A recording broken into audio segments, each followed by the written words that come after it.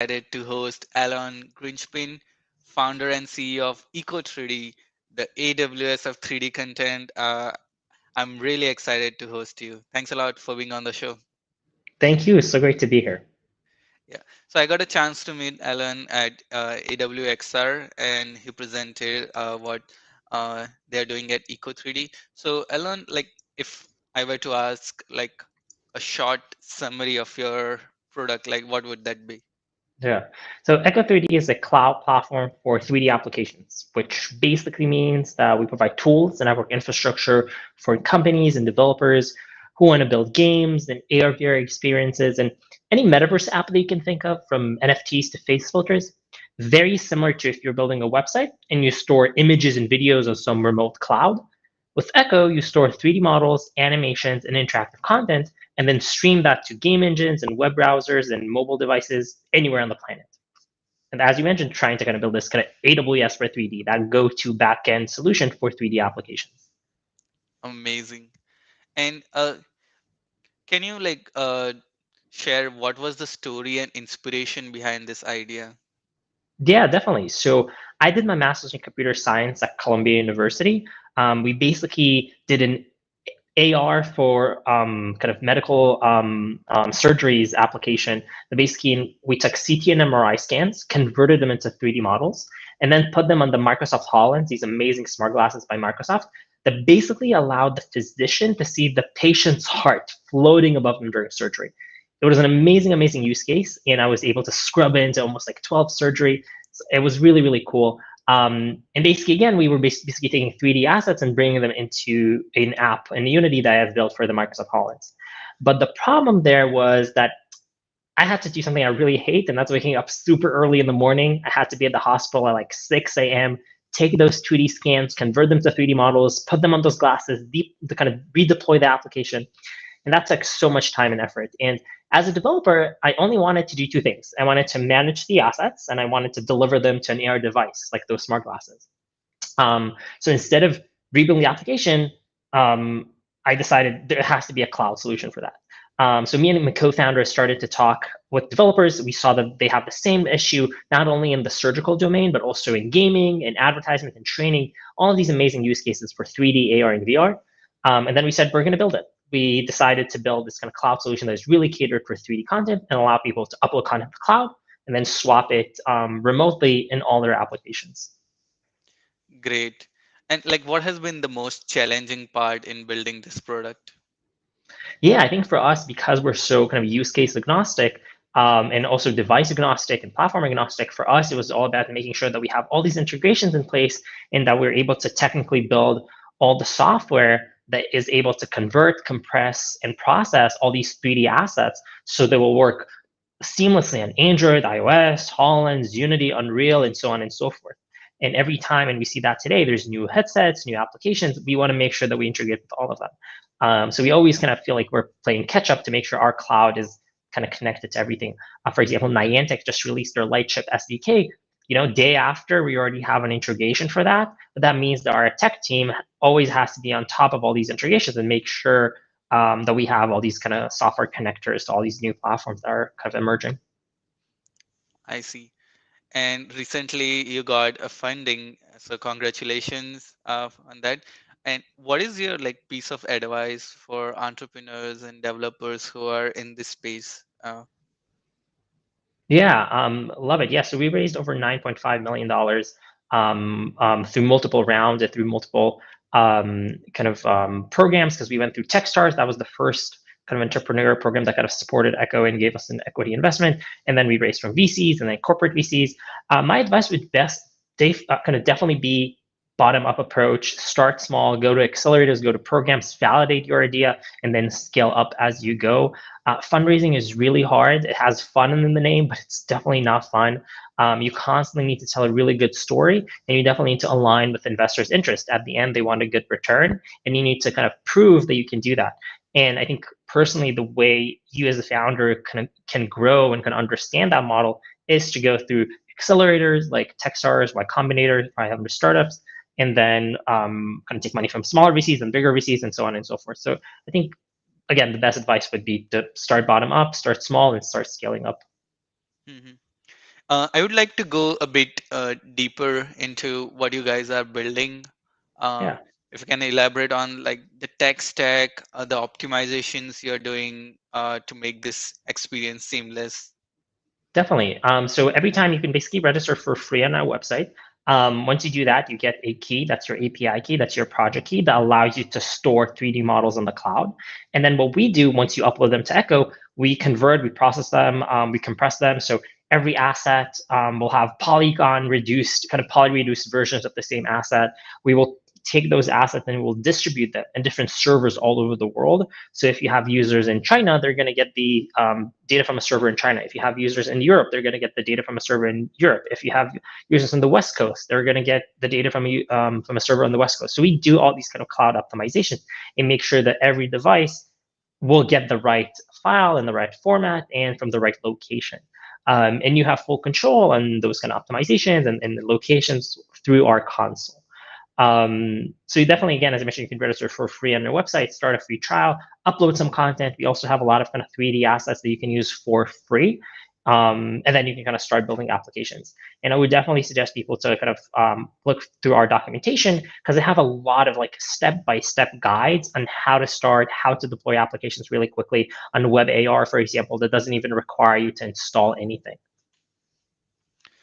Yeah, this is the documentation guide, like very well listed, all the APIs and data key. And what are like some interesting applications you have seen developers make using Echo 3D? Oh, that's a great question. So, I have like a big list. So let's start with one that does a lot of kind of AR for marketing and advertisements.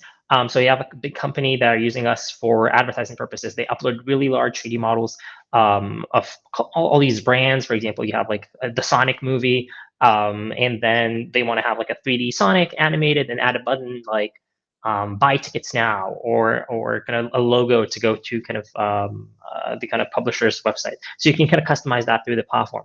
Another cool example is a company that does basically like web kind of a VR Zoom solution, and that's a really kind of cool novel idea. So they use Echo to store and stream 3D models to virtual workspaces. Or another example is a company that is doing amazing work in AR for urban development.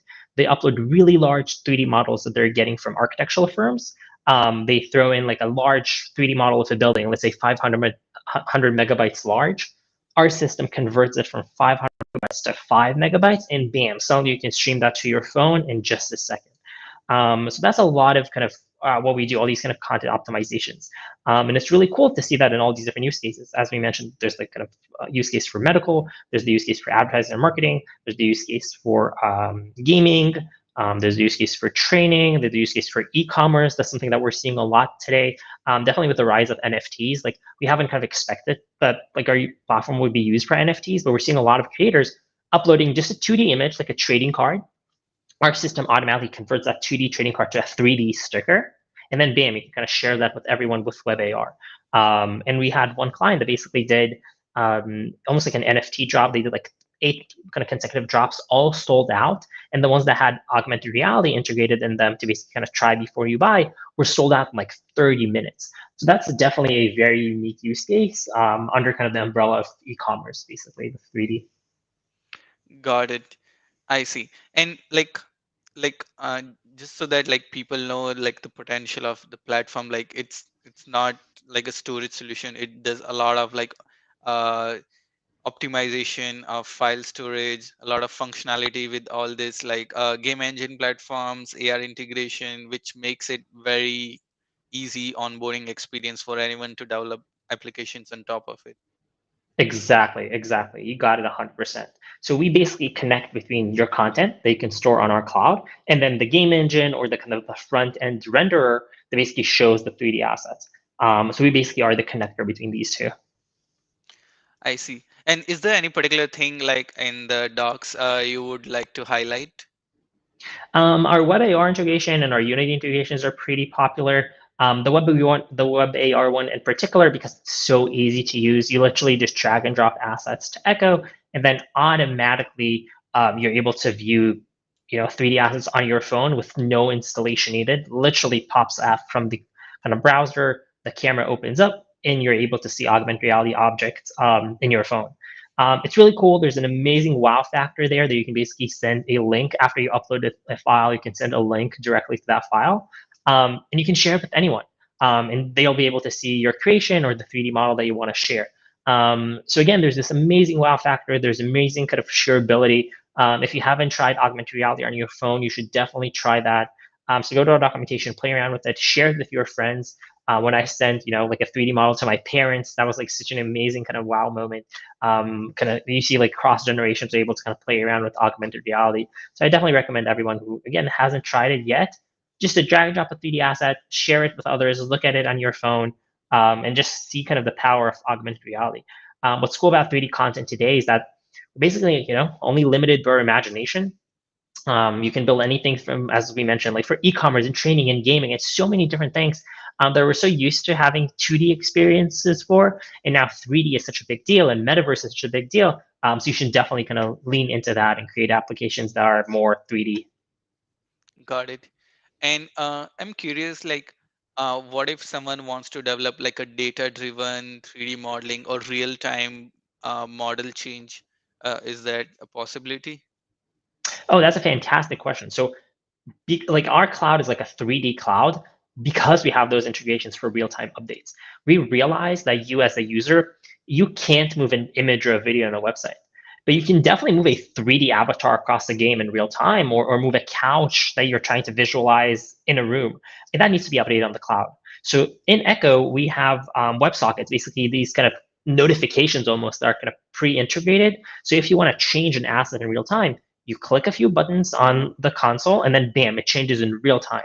So for example, let's say you upload a 3D model of some avatar, and then you want it to suddenly spin or animate. You can click a few buttons, bam, it starts animating or spinning everywhere on any device and any platform, because we basically broadcast that change to all of the devices that are connected to our cloud. That's a very, very powerful value proposition that we have for our clients. You can constantly change your application, constantly change your content. And if you think about it, that is something that is so needed in the world of the metaverse. The reason that we use 2D applications like Twitter or Facebook is the fact that every time you come in, content is constantly changing and being edited. And we don't have that in 3D. If you open an AR app, it's going to be exactly the same thing the next time you open it. So with Echo, you can basically change content all the time, animate it remotely, change the transformation. If you have an app and tomorrow is, I don't know, it's Valentine's Day, and you suddenly want to retexture your assets to be kind of pink or red or something that matches the kind of Valentine's Day theme, you can do that. And then you don't have to rebuild your application. You don't have to recompile it. You just change the assets remotely. And that, again, updates in real time. I see. And like, is it also possible like for to have a like a webhooks? So for example, you have a 3D asset connected to your website, Unity or Unreal game engine. Whenever you make that change, like some kind of a CID CD pipeline for all of your endpoints are getting updated based on one change. Yep, exactly. So you can register. That's kind of the WebSockets that we have implemented. You can register for a change, and then every time something changes, you get automatically that kind of API call in, and you can do whatever you want with the data. That applies to any platform: Unity, Unreal, Web, Android, iOS, you name it. You just have to have that socket open to listen to those changes, as you mentioned, like a webhook, and then that kind of automatically gives you that data, and you can do whatever. And you can also publish data back to the cloud and broadcast it automatically, and kind of leverage that broadcasting system to change things. If you have some user-generated content or a multiplayer game, you can have one user post data, and then that will be broadcast to everyone. And as long as you're registered for changes, they'll be able to kind of process those changes as well. I see. And like in terms of like caching, you like I know you mentioned during the talk, like depending on the edge devices, you can do like it automatically does engineering what's the efficient model size to like call and cache. Yeah, exactly. So it really is platform specific, and depends on like which SDK we have caching implemented. So we obviously do like server side caching, and basically we kind of make sure to optimize the delivery from our end, but also on the device, specifically in platforms like Unity and Unreal, the ones that are kind of big game engines.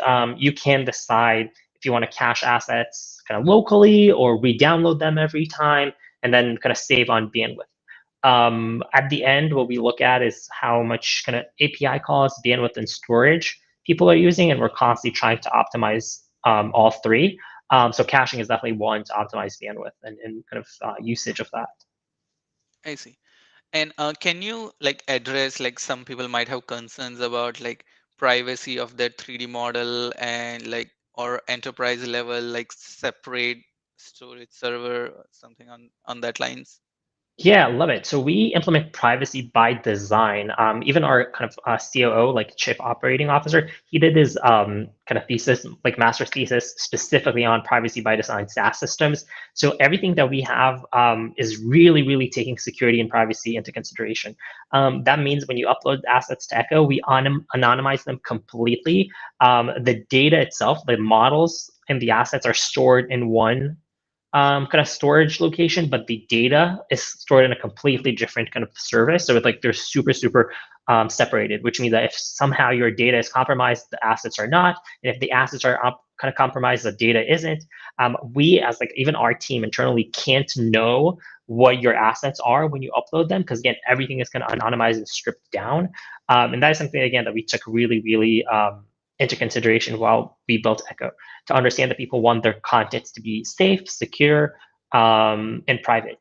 Another thing that we have is obviously kind of SSL kind of encryption throughout the entire kind of any communication that comes in and out of the servers is kind of encrypted with SSL, and also kind of you can decide if you want to kind of password protect things, or if you want to add like a security key to all of your API calls and basically make sure that there's like this kind of private public key paradigm encryption on your API calls as well.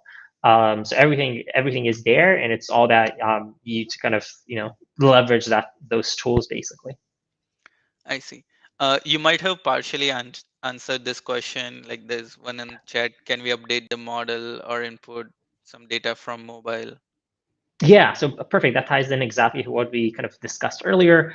You can definitely have updates for the model, for the data in real time. You can do that through an API call or directly in the console. You can literally swap assets, or you can decide that you want to change, any metadata. Even in the documentation, if you look at the data pages or the content pages, you'll be able to see places where you can basically edit and edit assets and edit data as well. I see. I'm curious to know like what's your vision of future web experiences? How would they look like? Yeah, so I'm obviously a big believer when it comes to 3D, AR, VR, and metaverse. Definitely drinking the Kool-Aid when it comes to that. I think everything will transition into the metaverse in some capacity. Definitely the same way, like 10 years ago, people would ask, oh, what do you need a website for? And now it's obvious everyone needs a website if it's if it's a personal blog or an e-commerce website or a marketplace. 5 years later, we had the same debate on mobile apps. People will ask, what do you need a mobile app for? And now it's obvious you need mobile apps for dating or ride hailing. Um, and now we're at this kind of third iteration from web to mobile to immersive AR, VR, 3D, metaverse that basically asks the same questions. And we're seeing today that like AR and 3D and VR are really useful for, as you mentioned, surgery, training, or things for data visualization, or gaming, or remote meetings. So all these kind of use cases are emerging for 3D, and I'm loving it, obviously. Our vision at the end is that Echo will be that, again, that AWS for 3D, that kind of go-to cloud solution for 3D applications anywhere for any use case. And the more time passes, you're seeing more and more use cases. You're seeing big kind of companies investing billions in applications and in headsets, basically doing really, really cool smart glasses, really, really cool VR visors for everyone and all these consumers to kind of use. So it's really such an interesting space. You and I were just at AWS, and we saw all these amazing kind of companies pushing a lot of AR glasses into the market. If it's Magic Leap or if it's Qualcomm, and it's really, really exciting to see that there's this kind of gold rush towards the next iPhone, the next kind of hardware that consumers will buy, and everyone's bet is smart glasses. We're seeing hardware like the Oculus Quest 2 being sold like hotcakes. Like every single holiday season, it's sold out. Every Black Friday is completely sold out. It's kind of cheaper than a console. So I'm a really big believer that we'll have more and more hardware, more and more applications, and more need for cloud solutions like Echo to basically connect them all.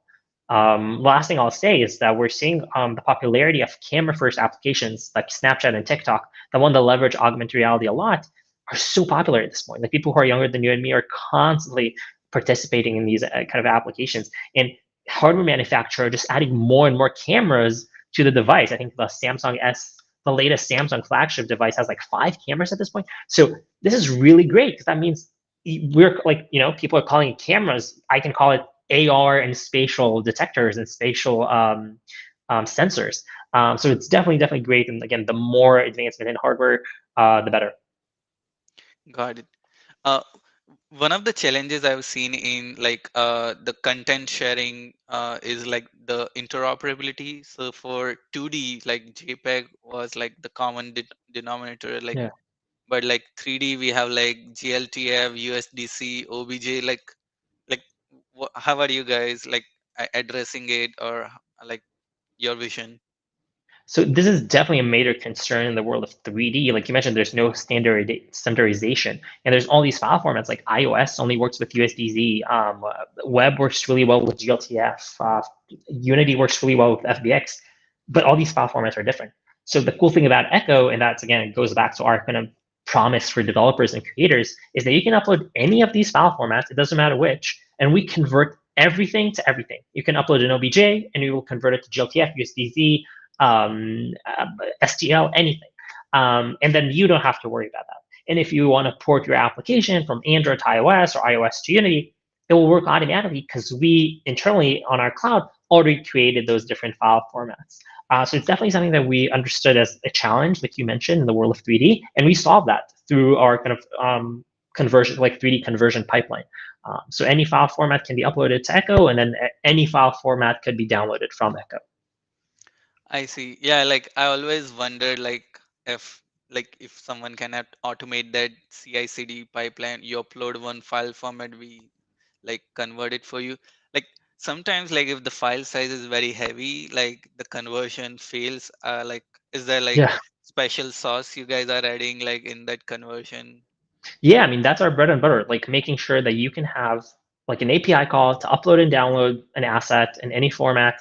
That's something that our team had to work a lot on, making sure that we have the right machines, the right integrations to actually do that. We even have partnership with companies like Intel that we leverage some of their top hardware to make sure those conversions work on even like insanely large files. It's really crucial. And because we have those kind of cloud resources, we're able to kind of open them up to the community and allow developers to leverage high-end hardware. But at the end, like you mentioned, it's just like one API call and one CI/CD call to basically get the file that you want, and you don't have to worry about server setup and processes. We just take care of everything. Got it. And how does Echo 3D looks like in 2030? Love it. I mean, hopefully we are that cloud platform for 3D application, and every application that uses any 3D assets uses Echo to manage their content. I see 2030 as the year that kind of user-generated content in 3D will be everywhere, that everyone is immersed in the metaverse, and you just need more and more cloud resources to support that. And hopefully, again, every application uses Echo as their backend for those kind of 3D experiences. And again, I'm obviously biased, but I think that's a very realistic vision. We saw the same happen in web, we saw the same happen in mobile, and now we're just ushering the same revolution of kind of content and kind of content management into the world of 3D. Again, we saw in images and videos that you had to have some kind of data warehousing solution, and now here it comes in Echo as this kind of 3D warehousing solution for 3D content. I see. And is like having like a 3D marketplace or AR social marketplace on your roadmap? Yeah, so as I mentioned, we already have a lot of kind of over 75,000 assets that you can use for free on our platform. And we introduced kind of in beta a way for people to sell assets on Echo. So now we have a few kind of verified resellers that are able to kind of sell assets through our search engine. But in general, if you're a user who's using Echo at an enterprise level, there's literally a button that you can press and become a seller. You connect your bank account, and you can basically expose everyone to your assets and allow everyone to kind of search and buy them. Super, super easy. Again, I think that's again goes back to kind of the vision. We expect to have more and more content. We expect people to create their own content more and more, and that's where kind of Echo can definitely help. Got it. Uh, I know we covered a lot. I have a small rapid fire round at the end of the Yeah. interview. Is there anything which we didn't cover about Echo 3D and you'd like to share? Um, Again, I would just recommend go to our website, which is www.echo3d.co. Register for free. Start kind of building your first application. It's really easy, and a lot of the things that we really wanted to make sure is that you can build an app in 15 minutes or less, like super super easy. So play around with it. It's definitely time to build.